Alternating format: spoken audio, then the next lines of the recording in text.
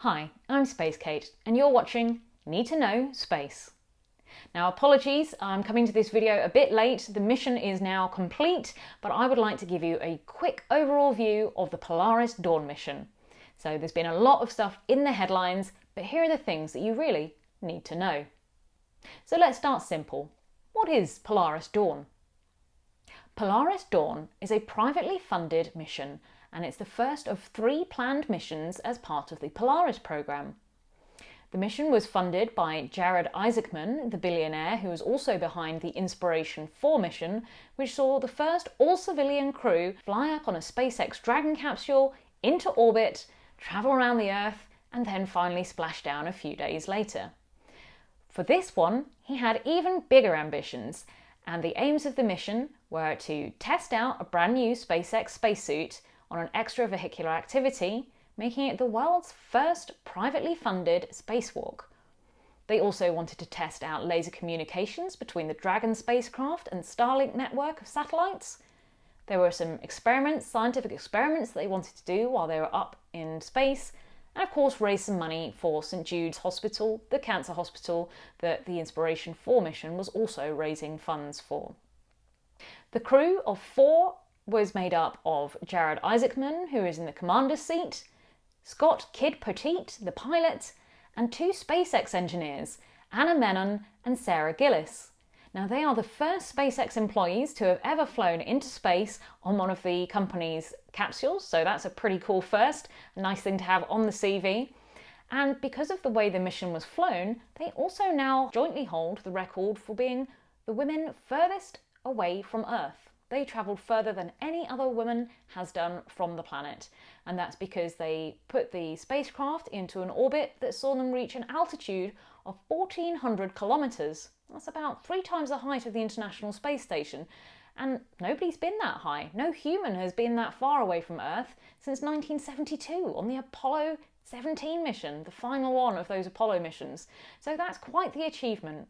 So, did they manage the world's first privately funded spacewalk? Well, yes, but also no, depending on how technical and nerdy you want to get with the language.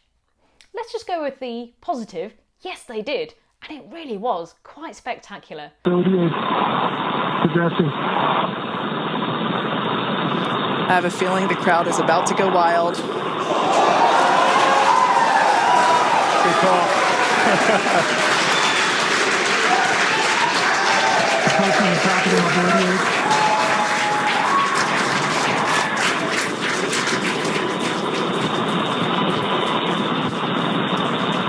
SpaceX, back at home we all have a lot of work to do, but from here, Earth sure looks like a perfect world.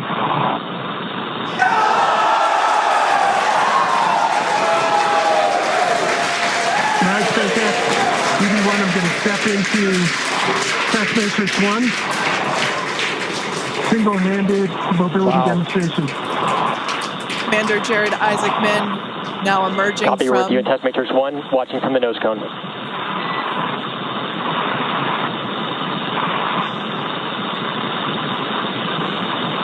Up, down, left, and right are 3s.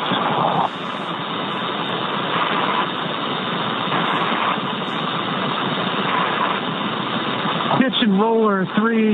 Yaw is a 2. Switching. Single-handed operations are fine. Static and with dynamic disturbance. Switching to left hand.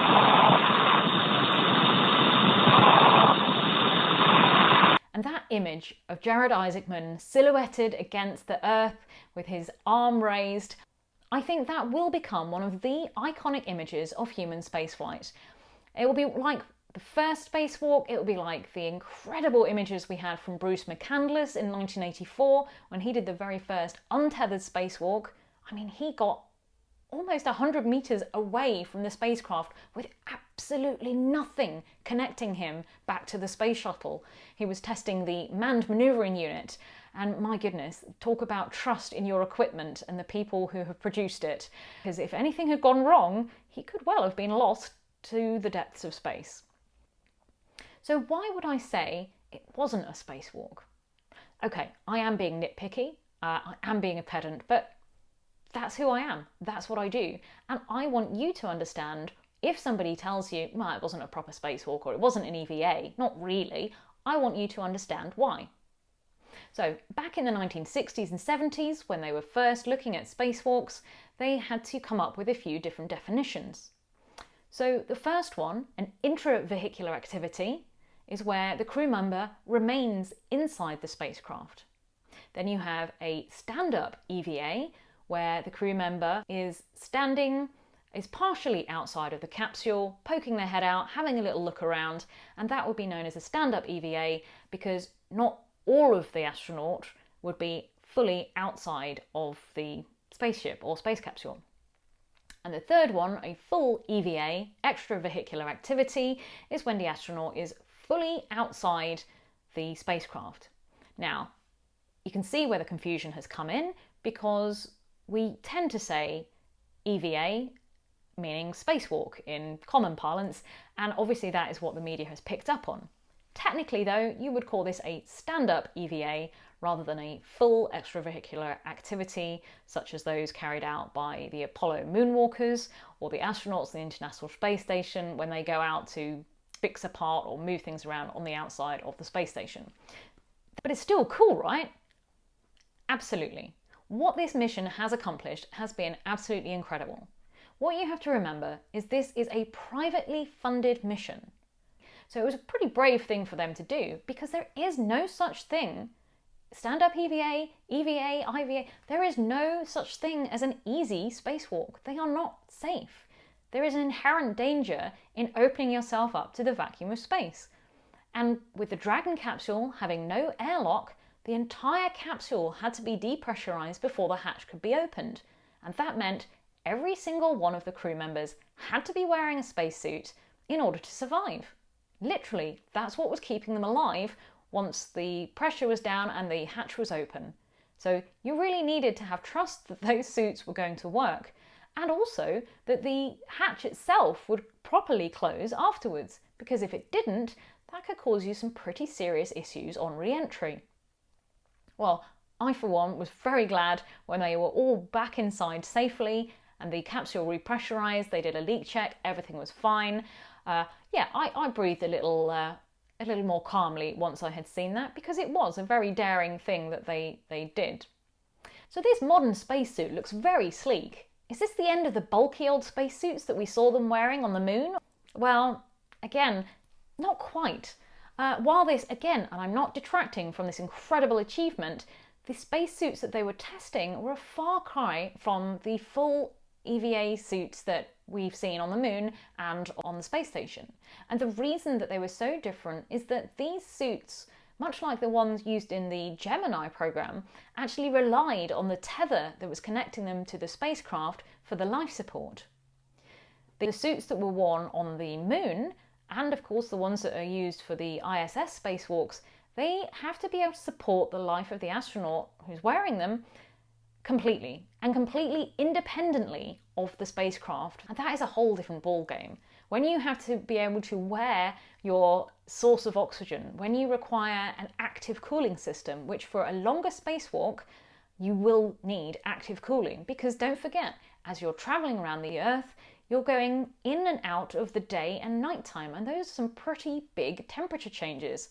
Not to mention the amount of effort that you're putting in just to do the spacewalk itself. So you need to be able to actively cool the body and to get rid of all that carbon dioxide that you're breathing out. The SpaceX suits, as sleek and beautiful as they are, don't have all of those same capabilities. So it's not a fair comparison to, pull up the picture of, say, Bruce McCandless floating away in space and say, gosh, you don't need anything quite as bulky as that. His suit, not only did it have all of the life support that he needed, but it also had that jetpack to get him back to the space shuttle when he wanted to come back. Posting on Twitter after the mission, Jared Isaacman said, "There have been over 300 spacewalks in the 60-year history of human spaceflight, the most famous being by the Apollo moonwalkers. By any standard, what we did was basic in comparison. The difference is that those spacewalks were conducted by government agencies, NASA, ESA, Russian cosmonauts, Chinese taikonauts, with the full backing of their nation's resources." And I think that's really important to note. That's not somebody hating on SpaceX. That is the commander of the mission that just did the first ever private spacewalk. The mission also showed that laser communications between the Dragon spacecraft and the Starlink network were possible, and that enabled crew members to have some FaceTime calls with their family, who I'm sure were super excited. I mean, what a call to get, a call from space. And they also conducted around 40 science experiments during their 5-day mission. In addition, and I think perhaps this was the absolute highlight of the mission for me, there was a surprise violin concert from space. It turns out that Sarah Gillis, as well as being an engineer, is a very accomplished musician, and she took a bit of time out in microgravity to play Rey's theme from Star Wars. It was quite the sight to see, and she brought in musicians from all around the world to show how space can be used to unite us and bring the world together. After all, there is only one spaceship Earth. Here's a little taste of that.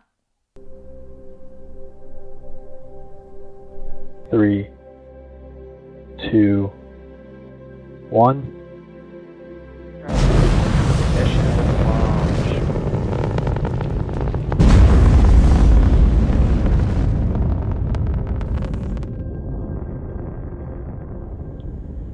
Welcome aboard the Dragon spacecraft. I'm Sarah Gillis, one of the Polaris Dawn crew members. As we travel around our beautiful planet Earth on this 5-day mission, we wanted to share this special music moment with you. Bringing together global talent, this performance symbolizes unity and hope, highlighting the resilience and potential of children everywhere. Here is Rey's theme by John Williams, brought to you from the stars.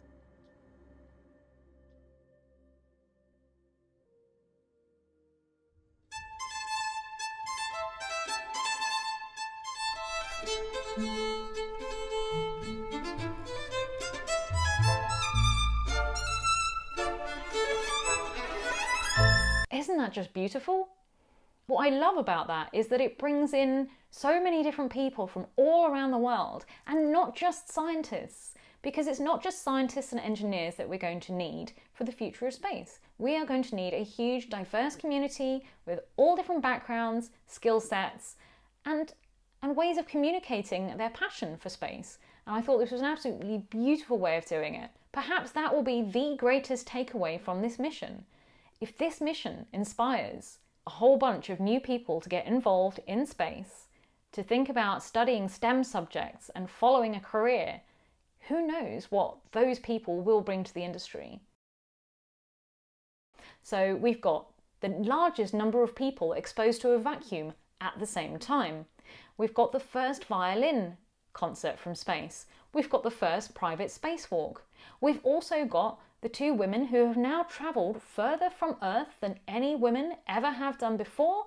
They are the first 2 SpaceX employees to fly into space on a SpaceX vehicle, so that's another first. And while they were in space, they contributed to the largest number of people in orbit at the same time.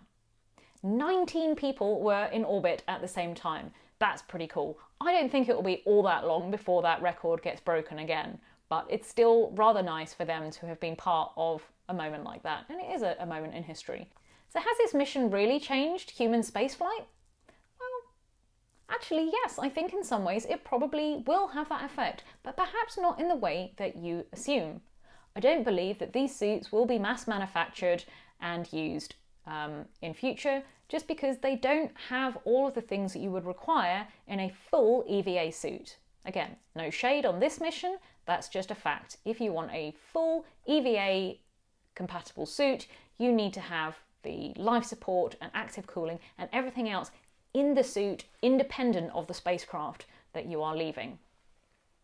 But I do think this mission has proved to be an incredibly inspiring mission. It has hit the headlines, lots of people are excited and interested by it, and the more people interested by space, inspired to study STEM topics, who knows who may now join the space sector who wouldn't have done before, and we may have a future Mars walker among them. In addition, a perhaps overlooked part of this is that it's really nice to see that there were 2 women on this mission testing these spacesuits. So testing the spacesuits at an early stage in their development. You know, these suits will evolve, they will need to evolve, but it's great that they have women as well as men testing the suits, so it's not just assumed that it'll only be men who do the spacewalks, that a one size will fit all, and that it doesn't matter, you just go in the small size.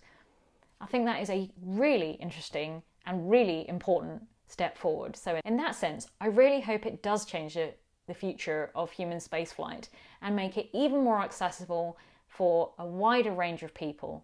Now that is what I would call mission success. 200, we're bracing. Copy, 200 embraced.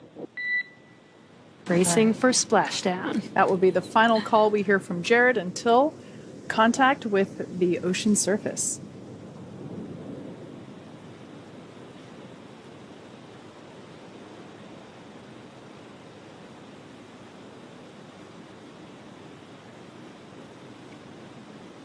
Standing by for splashdown of the Polaris Dawn crew.